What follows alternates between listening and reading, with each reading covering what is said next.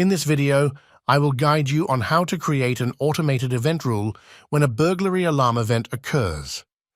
Please note that a RISCO alarm panel is required for this option. The process begins with the selection of Settings. If required, enter the master user code. Select Rules, followed by the Add Rule symbol. A name is given to the rule, and Event is selected. The rule can be active always, while on holiday, always except for holidays, or between certain dates. Choose the icon you want and the color and select Next, followed by Alarm System. This activates the rule when an alarm system event occurs.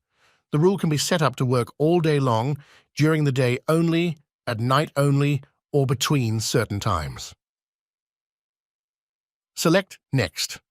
The event trigger can occur on full set or full arm, on part set or part arm, on unset or disarm, or during a tamper, burglary, fire, panic, or medical alarm.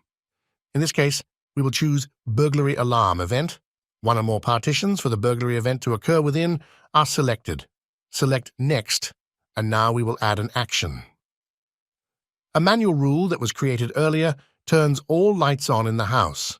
We will choose this rule and select Save. We will add another action, which is another manual rule that was created earlier.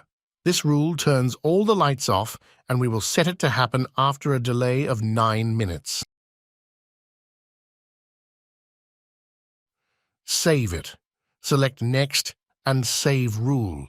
The rule Alarm Light On has now been created.